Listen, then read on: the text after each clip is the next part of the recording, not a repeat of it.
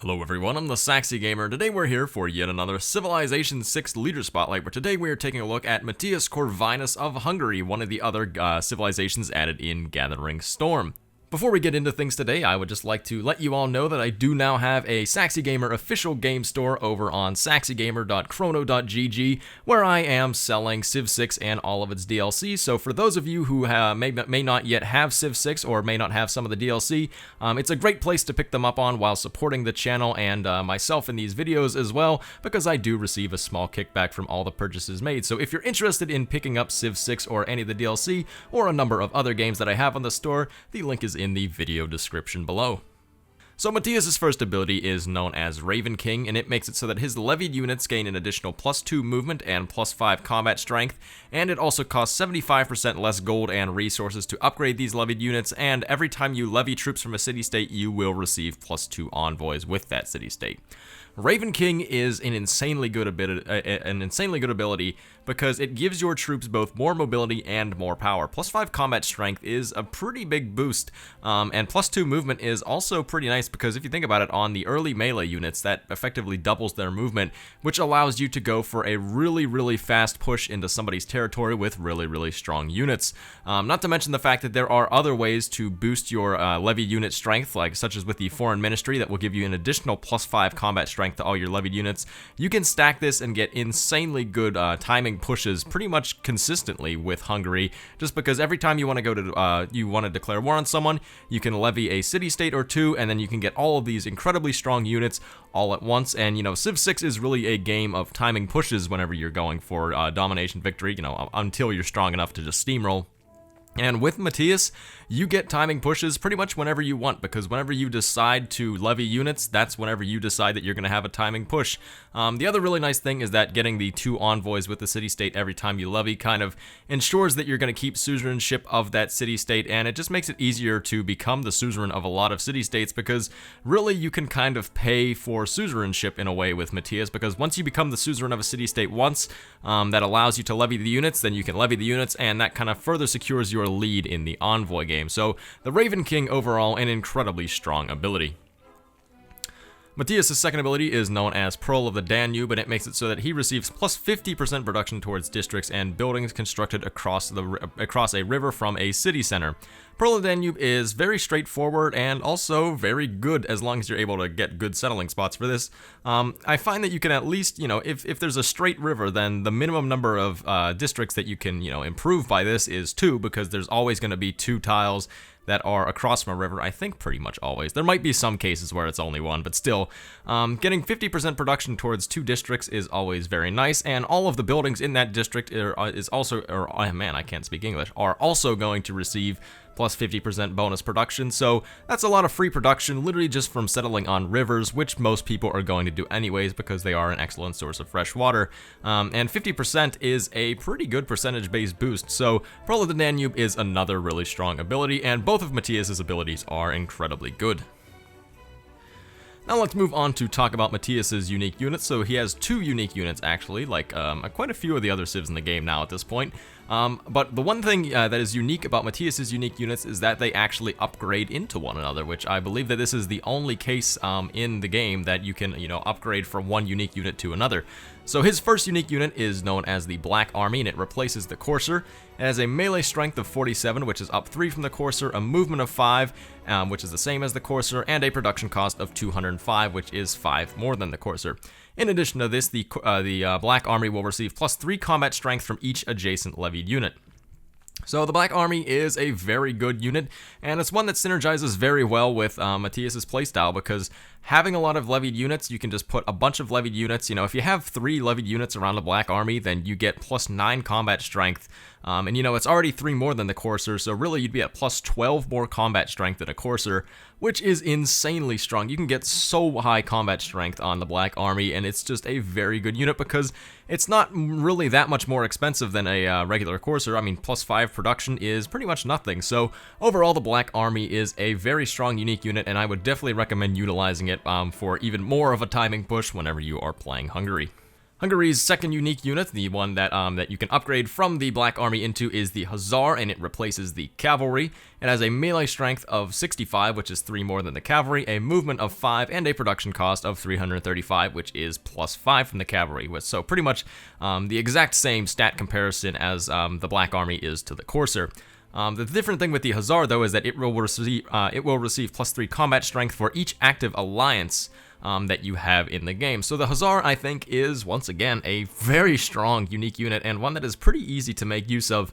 It's a little bit more consistent in a certain way than the Black Army, but also in a certain way it's a less consistent than the Black Army, just because you have to be careful when you're going domination, because when you go domination, you tend to get a lot of grievances with a lot of people, which means a lot of the other players in the game are going to hate you, and it can be hard to get active alliances as a result. If you're careful as you go throughout the game, though, and you maintain at least 1 or 2 active alliances that, you keep fresh, so that way you don't, the other player doesn't get mad at you, then you should be fine to get a decent combat strength boost from the Hussar, making it a very strong unique unit, and yet another one that you definitely should utilize whenever you are playing Hungary, especially since you get the luxury of just being able to upgrade your Black Armies into Hussars.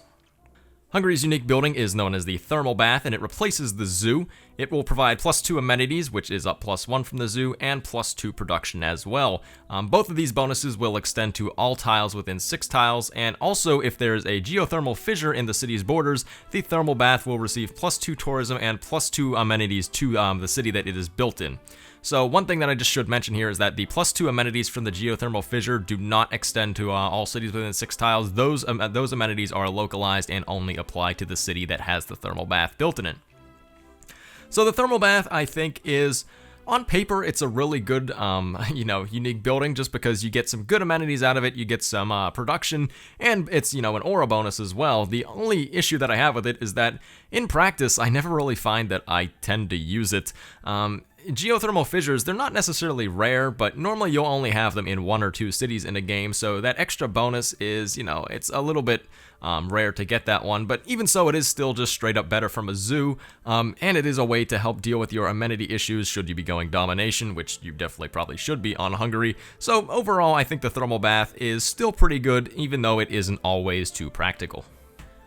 And now it is that time to talk about some of the strengths and weaknesses of Matthias and the Hungarians in Civilization 6 Gathering Storm. So for the first strength, easily probably the best thing about Hungary is that his levied units are ridiculously strong. So getting plus 5 combat strength and plus 2 movement makes your armies so much stronger because you can move them faster and you can hit harder with them as well. Not to mention, as I mentioned before, you gain the bonus of kind of being able to decide when you have a power spike in a game that makes it so that you can do a timing push really whenever you want. You don't have to pay for, unit maintenance for a good while. All you have to do is save up a little bit of gold, and you decide that whenever you want to go attack somebody, you can just all of a sudden, get a huge spike in your military strength and go beat them up with ease. The other nice thing is that with the foreign ministry that decreases the gold cost of levying and gives you additional combat strength on those levied units, you can get ridiculously strong units with Hungary, and it's easily one of the things that makes him probably one of the best domination leaders in the entire game. The other really nice strength of Hungary is that both of his unique units are fairly good. They're not always insanely strong. They do have some, criteria that you obviously have to meet in order to make them, truly strong, but luckily the criteria to get them their extra combat strength is very easy to accomplish. And the other nice thing, as I mentioned before, is that you can upgrade from the Black Army into the Hussar. So really, as long as you're building Black Armies, in the mid game, you can, just straight up upgrade into your Hussars in the later mid game. I don't really want to call it the late game because it's not really the late game, but later in the game you can upgrade straight in your Hussars and still have those really strong units at your disposal. As far as the weaknesses for Hungary are concerned, there are 2 very major ones. The first one is obviously the heavy reliance on being suzerain of city-states. So as we all know, in Gathering Storm, the AI tends to be really aggressive towards city-states, and they beat them up at, any chance they get, especially on deity. Luckily, they have, instituted the thing where city-states on high difficulties now start with walls, so this does help mend this. But even so, the AI still tends to be very aggressive towards city-states, and this mainly comes into effect in the late game whenever, you might be losing out on the ability to levy a lot of city-state armies just because the AI will take a lot of the city-states. Throughout most of the game, though, this isn't much of a problem, and once you start becoming the suzerain of city-states, you should be pretty much fine. The other thing is I'm not sure if it's a bug or what the deal is with it, but one thing that I did notice whenever I played 2 games as Hungary, because I played one of them shortly after Gathering Storm came out, and then I played another one after after Hungary got, nerfed a little bit. But in both games, the one thing that I realized was that it happened on several instances. So whenever I would have city-state units that are levied, and I would upgrade them into units that the city-state would not normally have. So city-states in Civ 6, they normally have, the city-states will have swordsmen and crossbowmen, or, they'll have musketmen and Gatling guns or something like that. So if I levy the units from a city-state that had swordsmen and upgraded them into musketmen, whenever my levying ran out, those units would straight up disappear. They wouldn't go back to the city-state, they would disappear, which means that I couldn't re-levy the turn afterwards because the city-state had no units for me to levy, which made it difficult if my levying ran out in the middle of a war, because then I would just lose those units, they would disappear forever, and it would take away a big chunk of my army. So that was a bug that was really kind of annoying whenever I was playing Hungary, and it actually does hurt them quite a lot. So that's something that I would just, maybe, hopefully Firaxis will look into that a little bit, and hopefully it will get patched so that way Hungary is not hurt by it at all. And now it is time to give Hungary their tier ranking. So, normally I would give my huge spiel on how the exact system for the tier rankings, but I know that some people are getting tired of that just because now my audience is mostly consistent. So if you're unsure of what the tier rankings mean, then you can just go back to one of the previous leader spotlights and I will explain it there. But for Hungary's domination rank, I definitely think that Hungary deserves S tier in domination. They are easily one of the best domination civs in the game, just because of the strength of their levied units. So as I've mentioned, multiple times already, you get the additional combat strength, you get the additional movement, and you have the ability to control when you want to get a huge power spike, all of which are very strong for domination victory, and it makes them so very steamrolly that it was very good that they were nerfed whenever, the last patch came out, because prior to that, when they could upgrade units for free, they were totally broken, and I think that they were probably one of the best civs in the game, but that nerf did hurt them a little bit, but they still are one of the best domination civs in the game and deserving of the S tier ranking. Science is up next, and I think that they deserve a B. I know this is a controversial one because a lot of people don't really understand my logic behind it, but just in general, all of the civs that you play domination with kind of end up good in science as well, just because when you play domination, you have to focus science, because if you're able to get to additional techs that give you new military unit techs before other people do, then that gives you a huge power spike, not to mention the fact that just having a lot of cities is really good for science victory. So just because of the nature of domination civs, I'm going to give them a B in science. In both games that I played as them, I was so far ahead in everybody else in the game in science, just because of the raw amount of land I had and the amount of campus districts I could have as a result. So for that reason, I think they deserve the B in science. Culture and religion are both up next, and I think that they're going to deserve C's in both of those regards, just because, like a lot of the other civs, they just don't really have any benefits towards going for either of those victory types, nor do they have anything that really discourages them from doing so. So for those reasons, I think that they are just fairly average and deserving of the C. Diplomacy is up last, and I think that they actually deserve a B in diplomacy. The only reason I'm going to give them a B in diplomacy is because of how easy it is to maintain suzerainship of city-states when you're playing Hungary. So as I mentioned, the nice thing is that whenever you levy units, you gain +2 envoys. And this means once you are able to gain suzerainship, you can effectively just keep buying levy units to give yourself more envoys and maintain that suzerainship. And suzerainship gives you +1 diplomatic favor per turn, which can be nice towards winning diplomatic victory, because the more suzerains that you are, the more city-states that you are the suzerain of, the more diplomatic favor you get, and the easier it is to vote for yourself in the World Congress to give yourself diplomatic victory points. So for that reason, I think they deserve the B. And for their overall ranking, I definitely think that they deserve an A. They are easily one of the better civs in the game.